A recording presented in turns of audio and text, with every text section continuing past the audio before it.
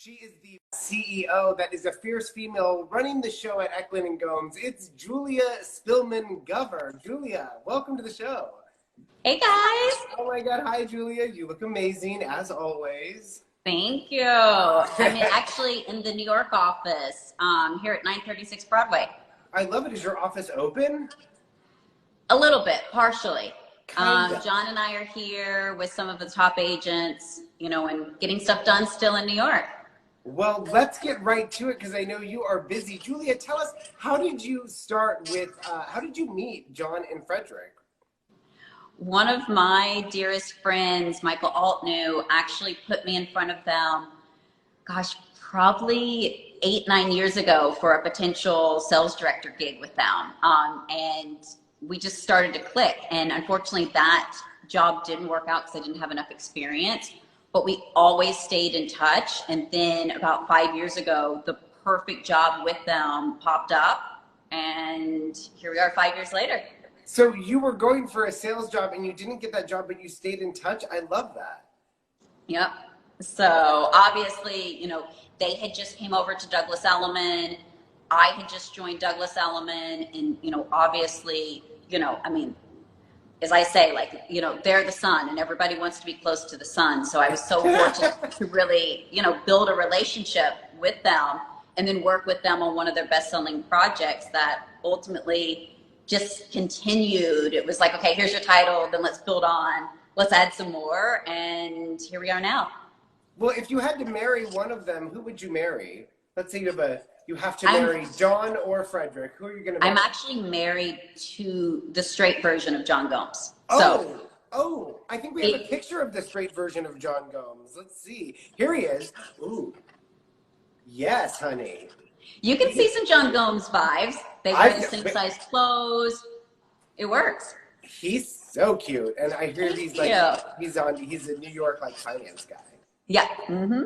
Very nice. Well, let's get to your segments because I have so much that we've produced for you because we want to get to it. First of all, let's all enroll in the School of Spillman.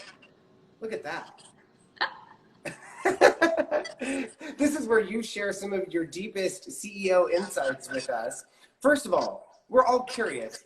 What's your morning routine? Oh gosh. So I'm a morning girl. So I wake up now 5:30. I'm always in the gym, now the home gym, of course, but I've been boxing out at the beach a lot, really before 6. Then I have to sit in the sauna. So I do my sauna and I do my meditation, shower. And then, as you know, from the many emails you get early morning and late at night, the day starts. But you are the most responsive person. I was telling Frederick yesterday, you're the most responsive person in real estate. I try. I think it's critically important to be hyper engaged. So for us, our agents are also our clients. So whether it's a client being a seller, a developer, or an agent, I need to constantly be able to engage in real time with them. And, as you know, we all take great pride in that. But I also think that with that comes a lot of flexibility.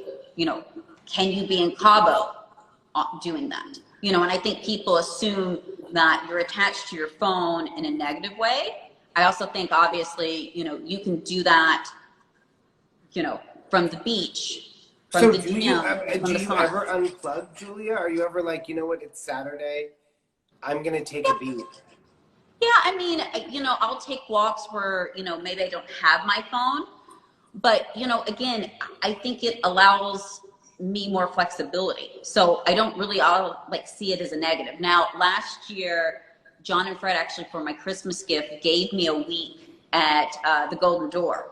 So I completely unplugged for 6 days. It was amazing, but it also taught me as a leader that the things that we had built and the systems we put in place do work, because there is this control freak element of, well, I can't disconnect because it'll all collapse. And for me, especially, we have such an amazing support team. It was a great reminder that what we built is working, but most importantly, the people that work for us have really got the system down pat. So it was actually a really great learning and most importantly growing experience for me as a leader.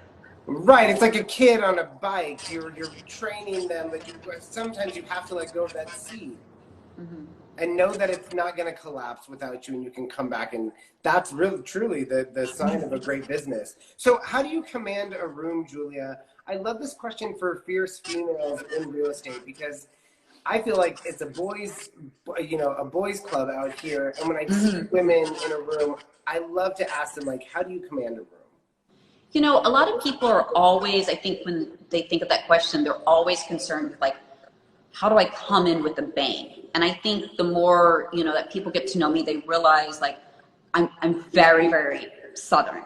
And even though I've been in New York for 10 years, I don't think you have to be the loudest person in the room. I think that obviously, you know, bringing amazing things to the table, but being extremely present right. And being extremely confident in what you're saying, and quite frankly, who you are in these meetings. And, you know, I think it's the way that you hold yourself, the way that you talk, but most importantly, the way you make other people feel in these meetings is really, really critical to actually have real control versus perceived control, which are two completely different things. And that's something you and Frederick, I have noticed, do really well, is even if we're on a conference call, you guys make your buyer, your seller, your employees feel a certain way, and they remember that about you.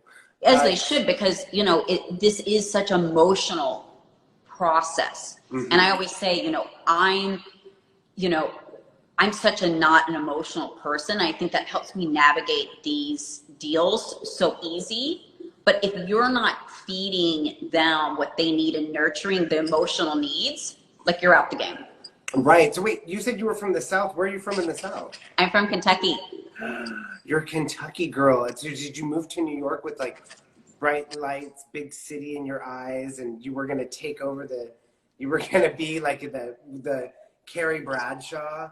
Did you watch that show? Oh, of course. Too many derby hats, too many bright colors.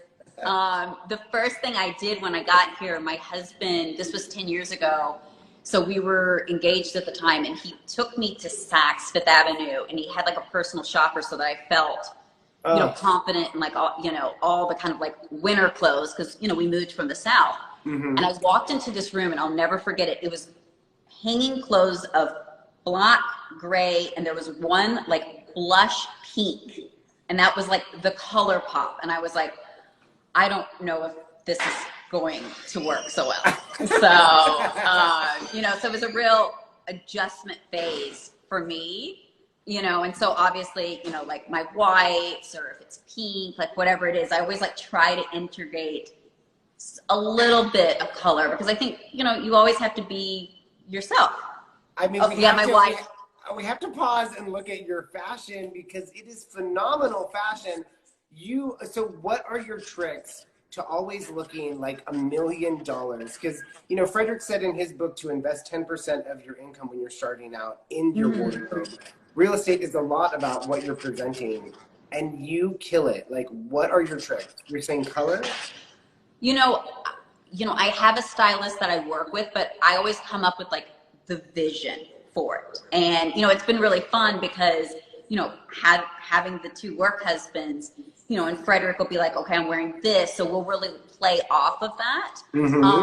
But I always think for me, it's, you know, I'll go to these showrooms and try these beautiful dresses on, and I always know. And then I'll send a picture or two to Frederick, and then we really like coordinate from that. And, you know, it makes it fun. It's definitely stressful sometimes, but, you know, you're getting where, you know, like I really know what works on me and what doesn't. I love your looks. I agree. Thank you. I love them. But I will never forget the first conference call I was on with you.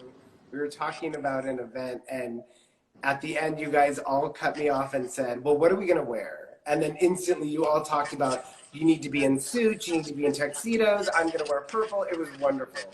Oh, I know exactly what you were talking about. Conference call. But it's like a whole look.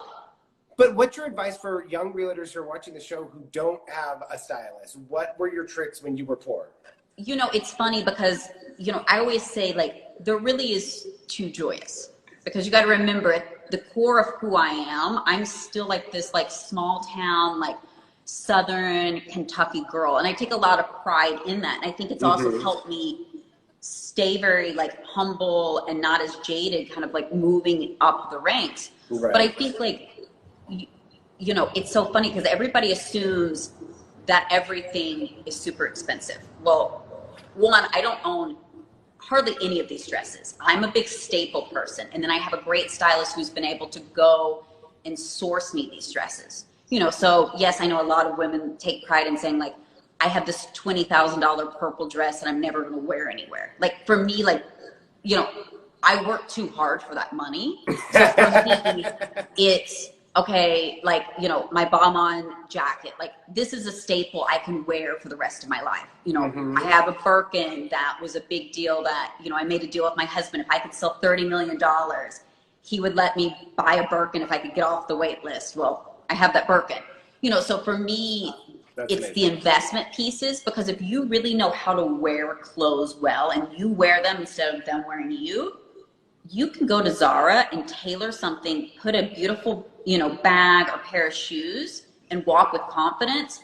And I guarantee you within the day, someone's going to ask you, is that Gucci? Is that Valentino? Like people just know how people wear things. And that's the most important. You can buy the most expensive dress, and if you're slouched and you're sloppy and you don't wear it with pride, I mean, those pants are like a House of CB like clearance sale with, you know, some beautiful blazer. This is clearance sale? Now the jacket was borrowed from a stylist, but then we paired it with like literally like a little bralette and then a pair of like clearance shorts that just fit so well. So, you know, it's all about high and low. High and low. I love that. And rewarding yourself with a staple when you reach those $30 million sales. I love that as well. We made this icon. She's the boss of fashion because you are. It's insane. Let's go back. Let's play a little game. I don't know if you know this, but we're going to play You Don't Know the CEO. We actually reached out to a few people in your office to ask what was one thing that we don't know about Julia and what's one thing that we should know about Julia. Oh, okay. I like this. I want the audience to guess who said it. Here's the people that we asked. You can see we've got Corey, Frederick, John, Jenny, and Scott. The first one, and you guys are going to guess who said this. Julie is so dedicated that she had professional voice lessons to get rid of her Kentucky accent. That's one thing we don't know.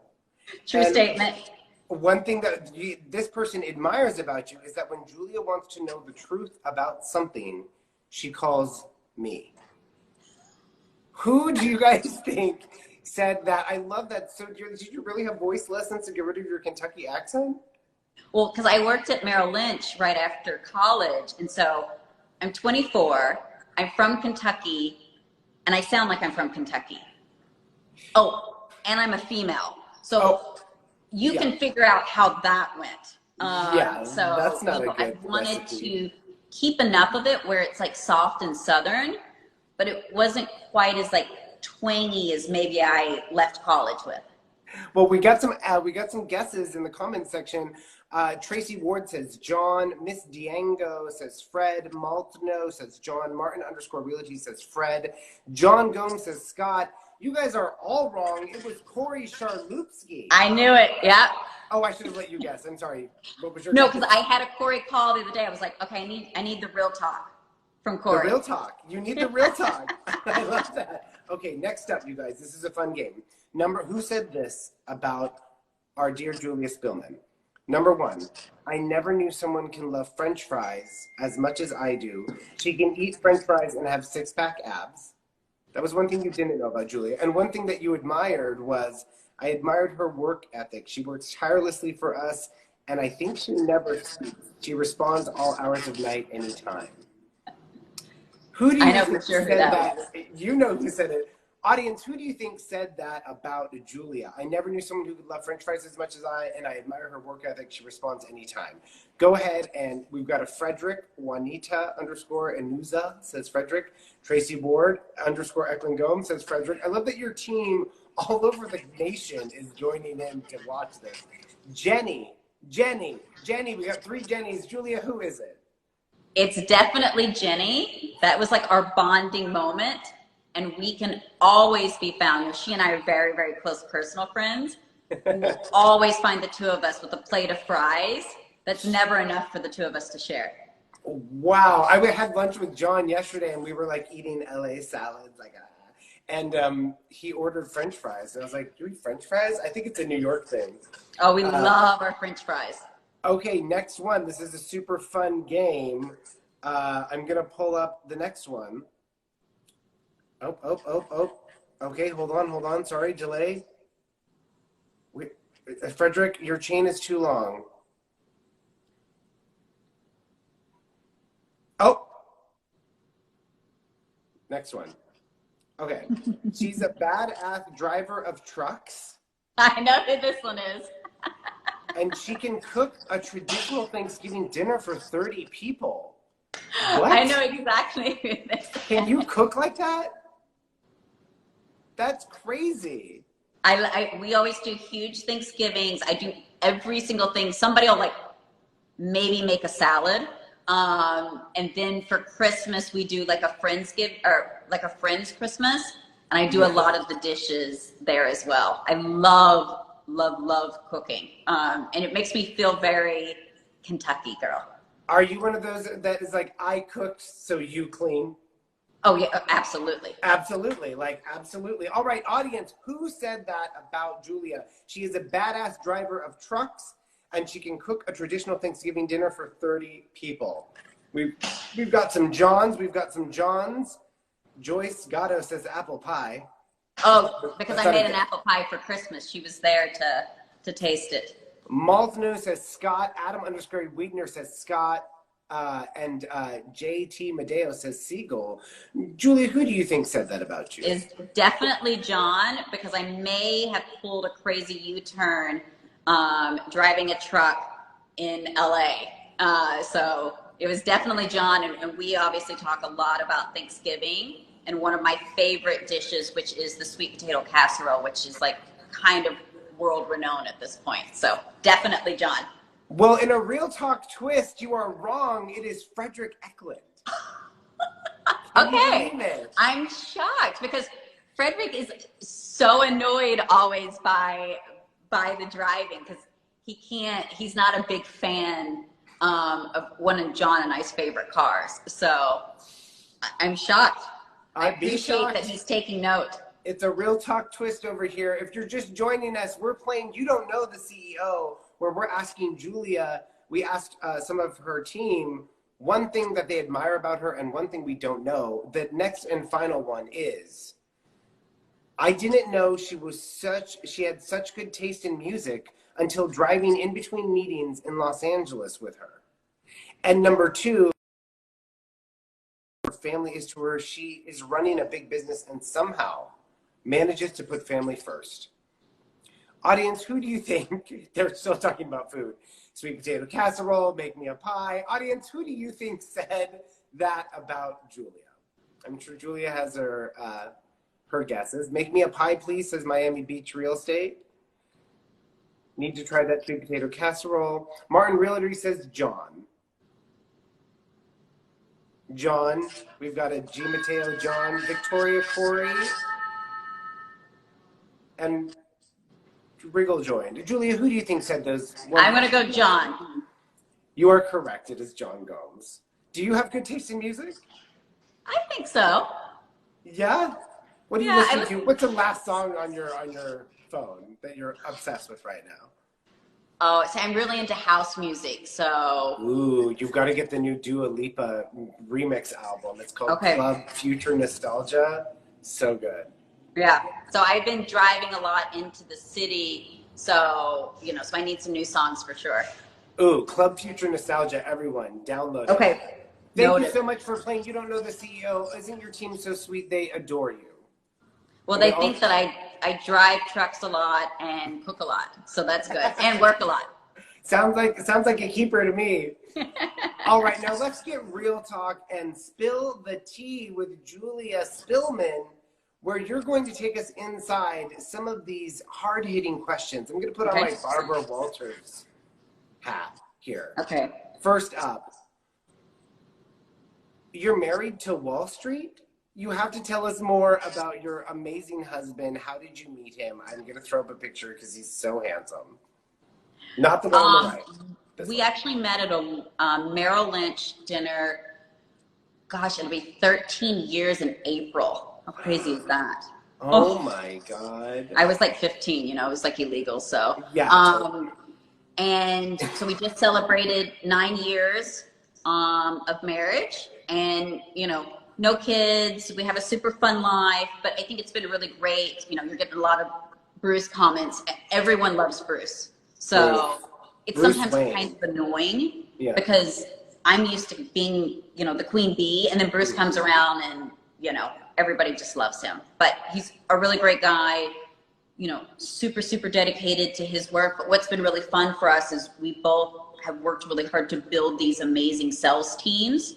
So we really were able to trade off a lot of intel, you know, and, you know, so it's been a good run. That's for sure. I love that. I love that. And I think that you have 88 children. Exactly. Don't you? Exactly. 88? My favorite children. First paycheck job. First job that you got a paycheck for. We want to get to know Kentucky, Julia. Oh, it was at a gym Of course it was at a gym. In my hometown. And then I was actually, fun fact, I was a Budweiser girl during college. Budweiser girl, I can see it. It doesn't get any more like Southern than that. Did you just hand out Budweisers at football games? Pretty much. We went to like the state fairs.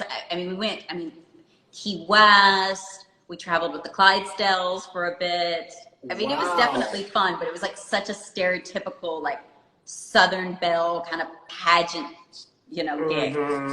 But you were never a pageant queen. I did a few. That was my best friend. She was the big pageant girl. One of my best friends and mentor, I think, got the rumor started that I was Miss Kentucky. So you'll hear that every once in a while, even though I was not. But I appreciate the rumor. Well, the comment section is having a lot of fun. Julia for president, Bruce for first husband, says Jenny Ting. That's why she is Mama Bear. Party, Bruce, party all the time. Is Bruce a big partier? No, he's one of those guys that like, he's a big beer drinker that's like a happy-go-lucky. So people would call him, there's work Bruce, which is like 99% of the time. And then, you know, he has a couple of beers, then he becomes Party Bruce, which I want to meet Party Bruce. Yeah, everybody's favorite. I'm going to meet Party Bruce. What does luxury mean to you, Julia? We're asking people to define what is luxury, and it doesn't have to be your Birkin bag. You know, it's funny. I actually think luxury is when you feel success, but more importantly, when you feel elevated success. Because I think that everything means something different. So if you grew up uber wealthy, it's going to feel very different. But I think one of the best terms for it is like, what is something that you feel pride and ownership of? And I think that's a lot of like what luxury feels like for me. Interesting. I love that. Celebrity hall pass for you. Who's your celebrity hall pass with Bruce? We were talking about this last week. I'm not like a huge celebrity person. I actually have to ask Susie because she like drug it out of me, and now I can't even remember who it is. I don't know, like celebs. I love Brad Pitt. Okay, there's the go-tos. Brad Pitt. Yeah, so I guess Brad Pitt would be mine, and obviously, clearly now he's into married women, so maybe I have a chance. You know, I saw him recently on a motorcycle at the Black Lives Matter protest in Hollywood, and my friend Ari took a picture of him, Uh-huh. And he was so cool. He had on his helmet, but the bike is really noticeable. Oh, the He looked, bike, yeah, but he was yeah. so hot, even on a bike wearing a helmet. You were like, oh my God. Yeah. I mean, you can't go wrong with that. So I guess if I had to be forced to have one, probably Brad Pitt. I love it. Well, what is your prized possession in life? I know you're not that materialistic, but if you had to hold on to one thing and everything burned down and you got to hold on to one thing. Ooh, that's a good question. Right? I'll get your wheels going. This one's mine. I love my ring that I found in a thrift store in London, and it's actually Tiffany & Co. And I bought it for 70 pounds. It's worth $5,000. Wow. That's mine. Wow, that's a really good question. I used to wear every day a necklace that my grandfather gave me. So that was always my prized possession. And I actually, like, kind of random fact, I have a tiny, tiny tattoo on the inside of my ankle that is the cross from that necklace. So wow. That was kind of my way of, like, taking something that was given to me and, like, making sure I always had it. I love that. So I guess in a weird way, that would be my answer. I love that. Celebrity doppelganger? Oh, Katie Holmes. I was going to say Katie Holmes. Katie Holmes. Yeah. Oh my God. But you don't do that weird talking out of the side of your mouth thing that she does. Yeah, minus that part. But it's so funny. We were both in a Barry's class probably like 5 years ago. And so we're running on the treadmill beside each other. And it was like creepy. You had the same stride too. Well, and I'm looking in the mirror, but I'm seeing both of us. And I was like, wow, this is probably what people feel like when they have a twin. That's awesome. Okay, and last one. What tattoo would you get and where? You've already answered it. I love that, Julia. Yeah, it's like, I mean, literally so small. Like this one. But has obviously a lot of meaning to me. Well, if you're just joining us, we're talking to Julia Spillman, the female CEO of Eklund and Gomes. Julia, I want to ask you a real question. You've expanded the company to 5 cities, and someone like me who has a company that we are focusing on expansion, what is your advice to people who have their sights set on other cities? Because I heard it was your idea to kind of expand to LA. Is that true? It really was all of our ideas, and I think we had different, like there was different reasons and there was different timing, and then obviously by the nature, I mean, John and Fred are like the star super, super brokers. So, my goal is that they're always out there working on deals. Mm-hmm. So I was the one behind the scenes really like laying the foundation for this to be up and operational in a fashion where, for example, Fred could go sell that $30 million property and have the support and have the office and the politics and all the different pieces that go with it. And I think that the best advice is to be ahead of the trends. Mm-hmm. For us, like we really watched not only where our clients were moving, but the different search parameters from like an analytics. I'm a big like numbers geek. So where were our clients talking about? Where were they looking? Where were the searches starting to shift? So for us, we wanted to get to LA and we wanted to obviously get to Florida. And I mean, and thank goodness we are, because look at, thank God. Yeah, exactly. So there was a lot of people who said like, why are you guys doing this? Like you could stay in New York and be completely, continue to grow and be completely content. But right. For me, being married to a finance guy and having that finance background, we needed a diverse portfolio, because at some point, one of the assets is not going to perform as well as another class. Mm-hmm. So if we could really beef up the rentals, beef up the resales, and most importantly, diversify into other cities, we would just be so much stronger to weather any storm. And obviously, that is 100% true. But I think that people don't understand how much work is done behind the scenes mm-hmm. to make this thing go live. So I always say, like with the launch party of LA and Miami, they're both 2 of the most epic nights. But I'm so exhausted by that point, because so much work has been happening behind the scenes, and then everybody thinks that's day one. Right. That's day 100. Mm-hmm. You know, and I think that it's really, if you want to be live in a city in August, you need to really be moving by the spring. And I think it's really giving that runway to obviously build, but most importantly, anticipate issues, but then be able to launch and have real success. So I personally think this is an amazing, amazing time for someone to be thinking about expanding and really working on laying the foundation, you know, during this time. So know the numbers and also do your research and look at it 4 to 6 months out, really. Absolutely. Minimum. Insane. And, you know, we have a lot of agents watch the show who would love to be part of the Eklund and Gomes team. And what do you guys look for when you're hiring people for all these offices? You've got Miami, you've got New York, you've got LA, you've got Orange County, and you've got Brooklyn, right?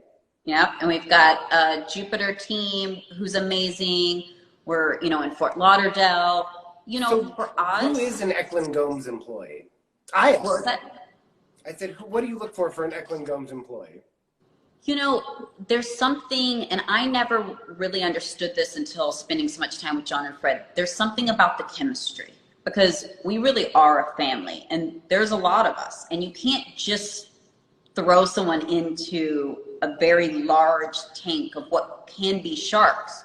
You know, everybody really gets along, but if you change the pH level in the wrong direction, everything can go sour really fast. So for us, it's how do they jive with us? You know, obviously there's a barrier to entry in, you know, success in sales, success in real estate, years in the industry, but most importantly, potential. Everybody thinks we want someone that's the biggest star. To me, the most interesting ones are the ones that are these stars that just need the platform to really shine their light to everyone. I love when you said to me on the phone a few weeks ago, you were like, you know, we have lots of stars in our galaxy. Like, not Frederick's a star and John's a star and you're a star, but everyone's a star and you comprise this galaxy. I thought that was so great. So no, it's a constellation. And I always say, we want everyone to become brighter stars, because then the constellation becomes brighter. So, you know, it's the more stars, the merrier. But the real joy, especially as the CEO, is finding these up and coming superstars and helping them on their path. And that, I think, as a person and as a leader, is one of the most rewarding things you could possibly do. I love that. Well, on that note, thank you so much, Julia.